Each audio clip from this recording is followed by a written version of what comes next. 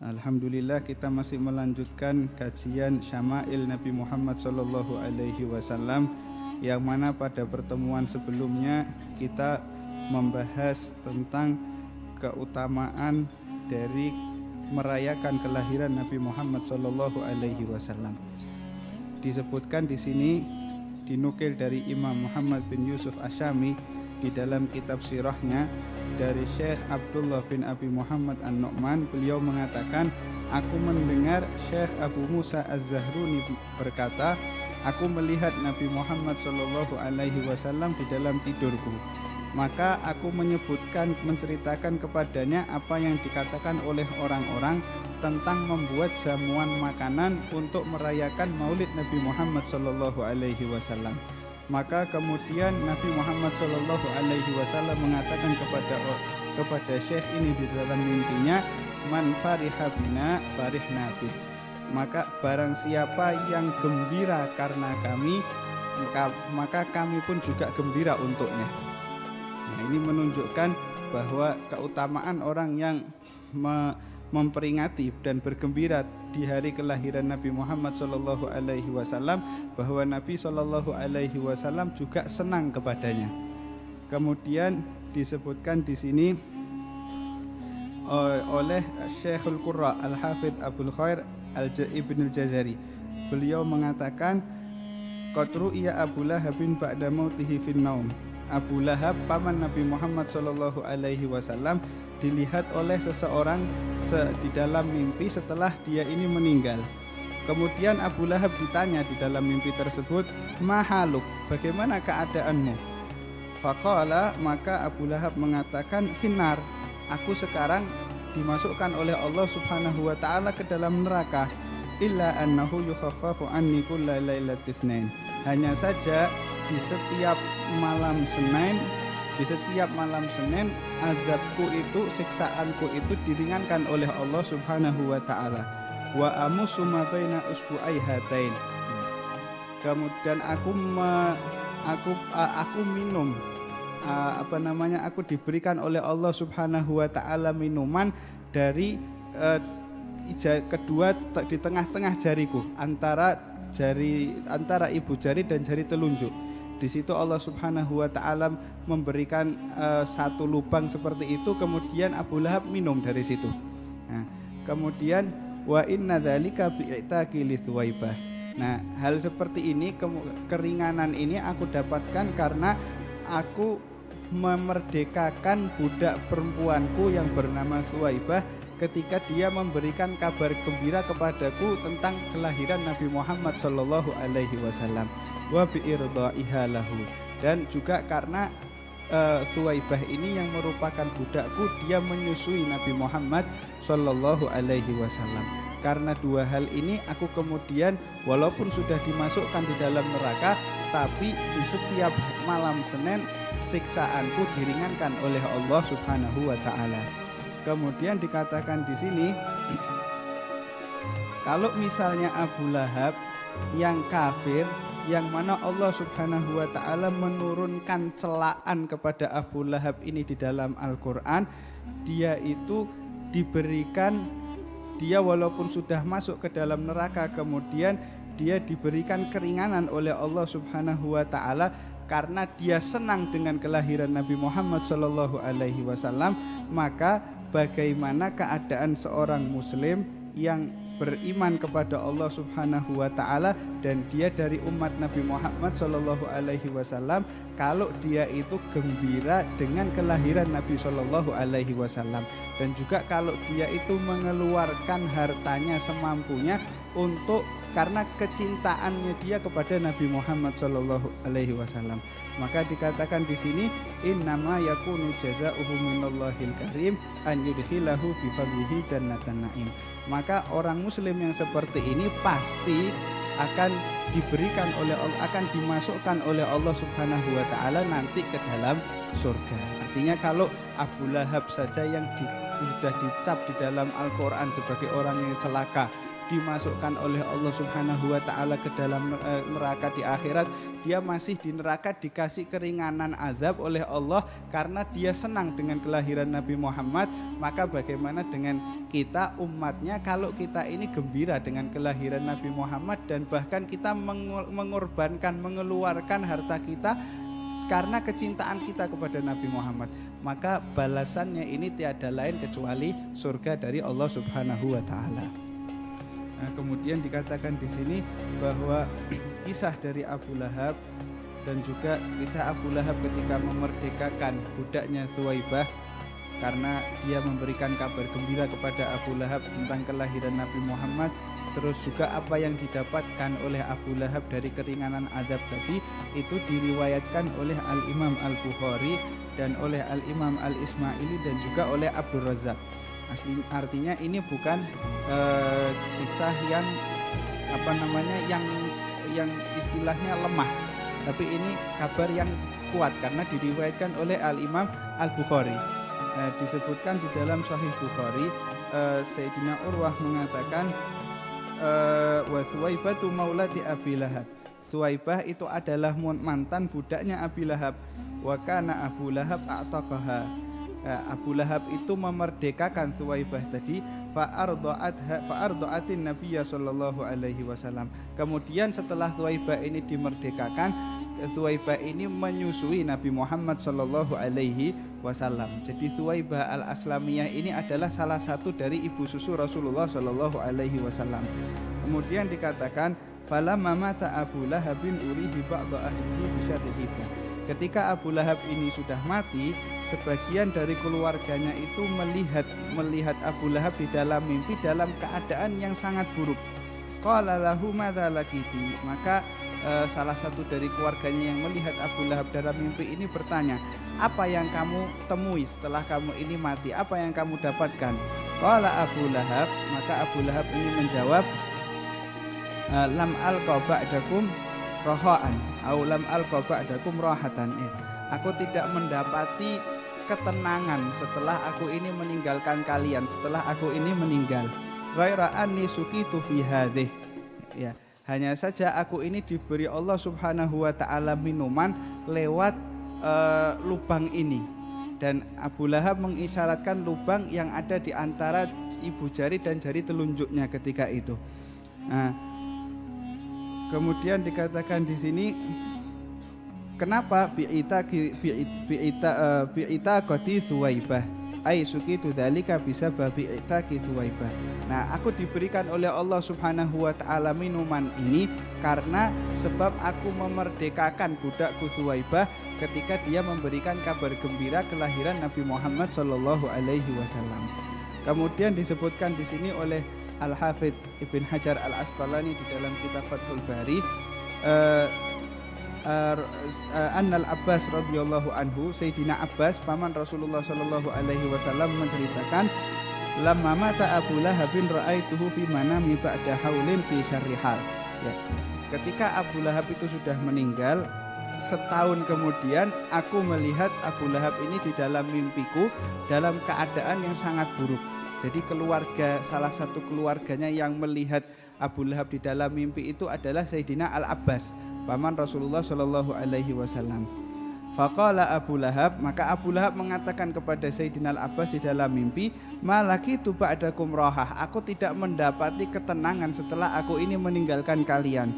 Illa annal adzaba yukhaffafu anni kulla yaumi itsnain. Hanya saja siksaanku itu diringankan oleh Allah Subhanahu wa taala setiap hari Senin.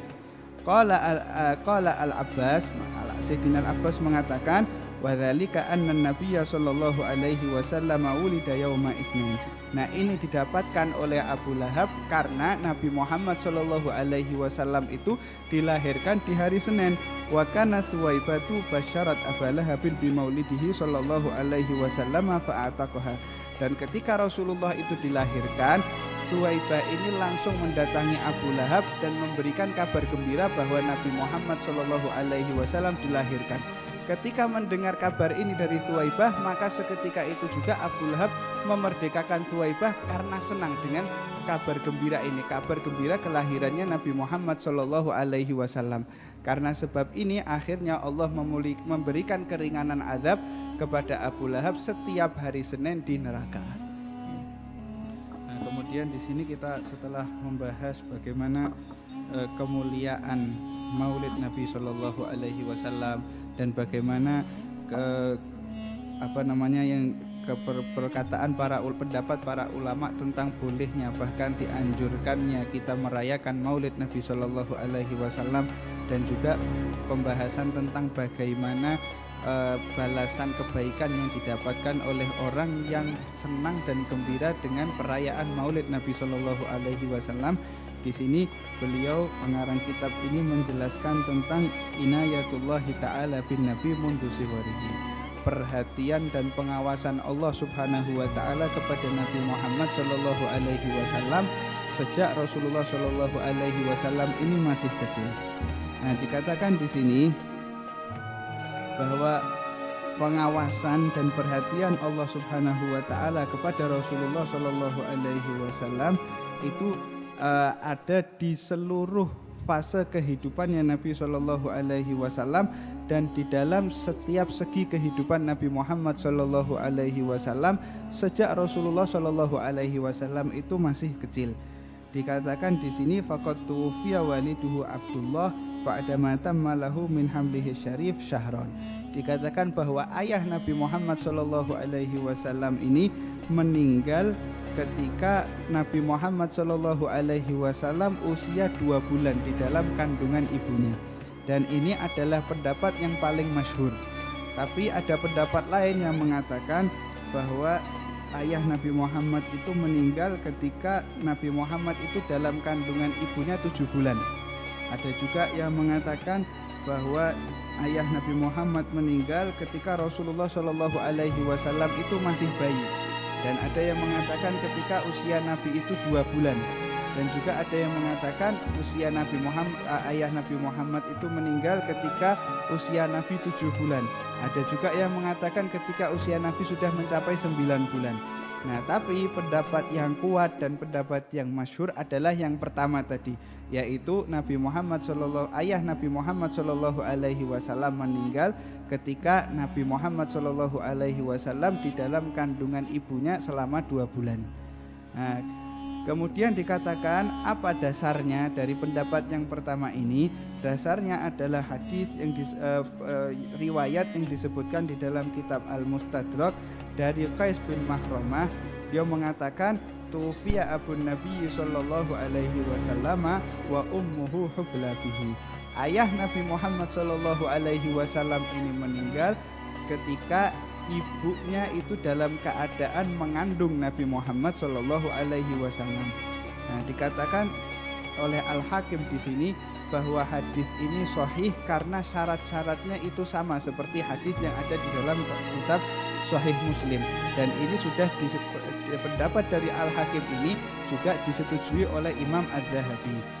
Kemudian kemudian ketika Nabi Muhammad SAW dilahirkan, beliau ini tinggal bersama ibunya Sayyidatuna Aminah, dan Allah Subhanahu wa taala menyiapkan kakeknya yaitu Sayyidina Abdul Muttalib untuk mengurus Nabi Muhammad SAW dan menanggung keperluan dan urusan Nabi Muhammad SAW. Dan ini dilakukan oleh Sayyidina Abdul Muttalib dengan penuh kemuliaan dan penuh kelembutan dan keramah tamahan.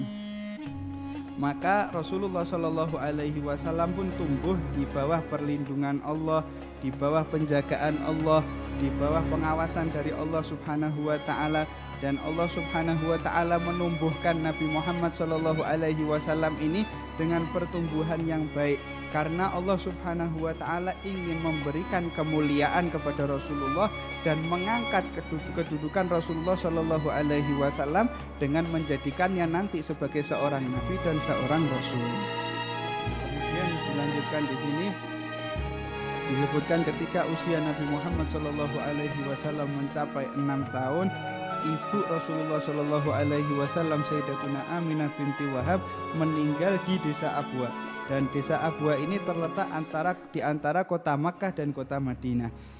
Dan juga ada pendapat lain yang mengatakan bahwa ibu Rasulullah Shallallahu Alaihi Wasallam itu meninggal di tempat yang namanya Syi'ib Abi Dhi'ib, di lembah Abi Dhi'ib di daerah Al-Hajun, di gunung yang ada di Mekah. Juga kemudian disebutkan, diriwayatkan dari Ibnu Sa'ad, dari Ibnu Abbas, dan juga dari Az-Zuhri, dari Asim bin Amr bin Qatadah, dan riwayat mereka itu sama satu sama lain.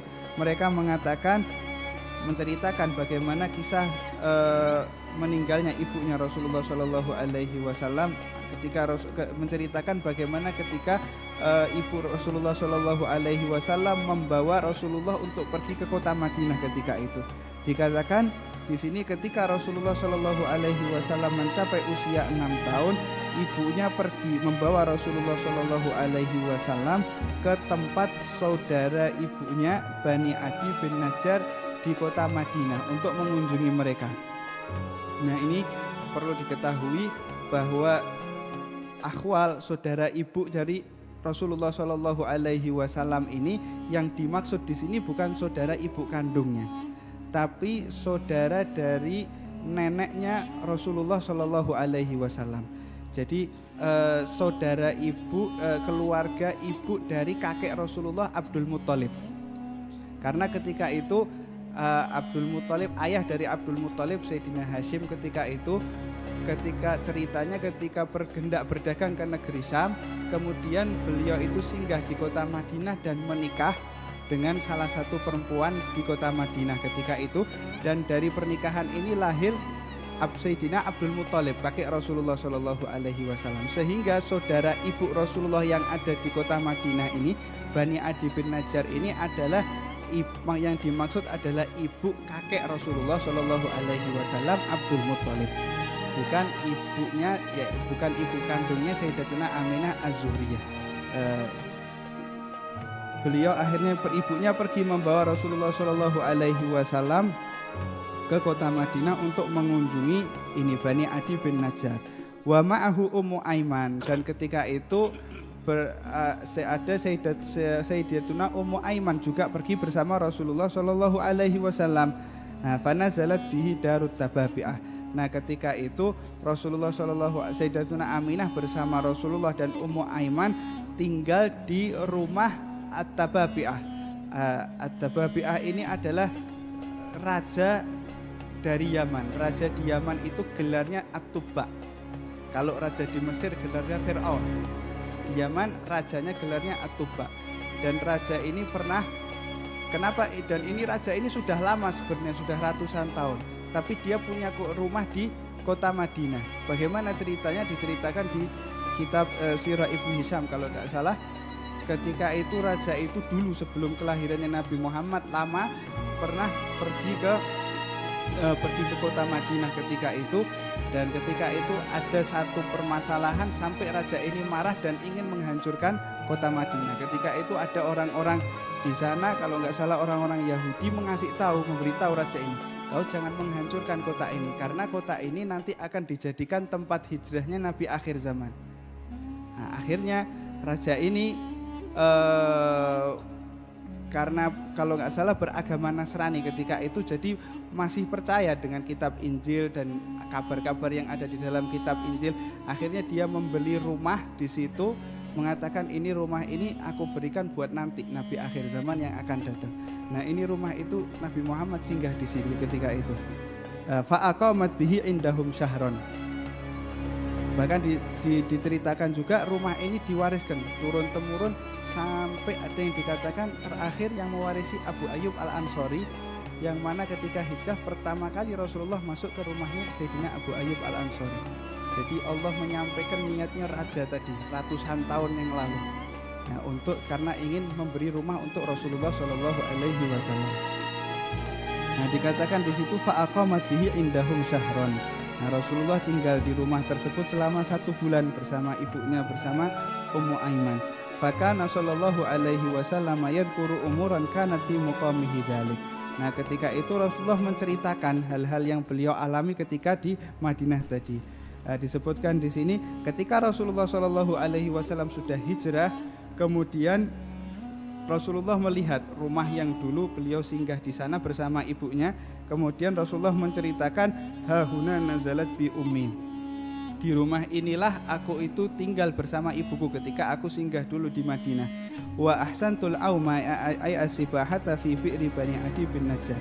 Dan aku dulu berenang di kolamnya milik keluarga Bani Adi bin Najjar.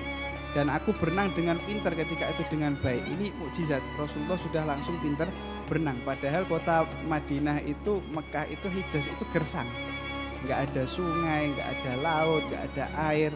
Tidak seperti kita di sini. Wa kana qaumun minal yahud yakhtalifuna yanzuruna ilayya. Dan ketika aku di Madinah, orang-orang Yahudi itu silih berganti datang untuk melihat aku. Karena orang Yahudi itu dulu ketika mereka mendapat kabar akan datang Nabi akhir zaman, dan disebutkan di dalam kitab Injil dan kitab Taurat itu tempat hijrahnya Rasulullah Shallallahu Alaihi Wasallam, dan sifat-sifatnya itu persis seperti kota Madinah. Oleh karena itu mereka hijrah ke kota Madinah. Sampai ada 3 keluarga dari Bani Quraidah, Bani Nadir, dan Bani Qainuqa ketika itu tinggal di kota Madinah. Tujuannya apa mereka tinggal dan hijrah di kota Madinah? Tujuannya mau nunggu nanti Nabi akhir zaman, kalau datang dan tinggal di situ mereka mau beriman dan mau menolong Nabi tadi. Ya, tapi pada akhirnya subhanallah mereka malah yang pertama kali ingkar. Waliyadzubillahi ta'ala. Nah, dikatakan ketika Nabi di Madinah, banyak sekali orang-orang Yahudi yang silih berganti datang untuk melihat Rasulullah Shallallahu Alaihi Wasallam. Nah, qalat Ummu Aiman. Nah, Ummu Aiman ini menceritakan, fasami'tu ahadahum yaqul, aku mendengarkan salah satu dari mereka itu bicara, huwa nabiyyu hadhil ummah. Dia ini adalah nabi umat ini. Mereka sudah tahu itu ciri-cirinya Rasulullah di dalam kitab Taurat persis. Nabi Muhammad ini persis dengan yang disebutkan di dalam kitab Taurat ketika itu. Wa hadhil Madinah daru hijratih. Dan ini kota Madinah adalah tempat dia berhijrah nanti. Ya. Fa wa'aitu dzalika kullahu min kalamihim. Maka aku pun menghafal, aku menyadari menghafal apa yang mereka katakan. Nah, kemudian tsumma raja'at bihi ummuhu ila Makkah falamma kanat bil abwatu fiyat. Nah, kemudian setelah kemudian ibunya itu pulang dari kota Madinah bersama Nabi Muhammad. Ketika sampai di desa Abwa, ibu Rasulullah Shallallahu Alaihi Wasallam meninggal. Dan juga disebutkan di sini dari riwayat Abi Nu'aim, Rasulullah Shallallahu Alaihi Wasallam bersabda menceritakan ketika itu, fanadhara ilayya rajulun minal yahud. Nah, ketika Nabi itu masih kecil di Madinah, datang orang Yahudi melihat beliau. Kemudian orang Yahudi tadi mengatakan, ya ghulam ma ismu, wahai anak kecil siapa namamu? Qultu Ahmad, namaku adalah Ahmad, kata Rasulullah sallallahu alaihi wasallam. Wa nadhara ila dhahri, kemudian orang ini melihat punggungku ketika itu. Fa asma'uhu yaqul, maka aku pun mendengar dia mengatakan, kata Rasulullah, hadza nabiyyu hadhil ummah. Ini adalah nabi umat ini. Karena di punggung Rasulullah itu ada cap kenabian. Salah satu tanda yang disebutkan di dalam kitab Taurat itu adalah di punggung Rasulullah ini ada cap kenabian. Nah, ketika Yahudi ini tadi melihat cap kenabian yang ada di punggung Rasulullah Shallallahu Alaihi Wasallam, dia langsung tahu bahwa ini adalah nabi umat ini. Tsumma raha ila ikhwanihi minal yahudi fa akhbarahum. Kemudian dia pulang dan menceritakan kabar ini kepada teman-temannya. Fa akhbaru ummi. Kemudian mereka semua mengabari ibuku, mengasih tahu ibuku bahwa anakmu ini adalah nabi umat ini. Fa khafat alai, maka Rasulullah takut. Maka ibu Sayyidatuna Aminah ini takut terjadi sesuatu kepada Rasulullah Shallallahu Alaihi Wasallam. Fa kharajna minal Madinah al hadis. Maka ketika itu juga kita ini keluar dari kota Madinah karena takut terjadi sesuatu kepada Rasulullah Shallallahu Alaihi Wasallam.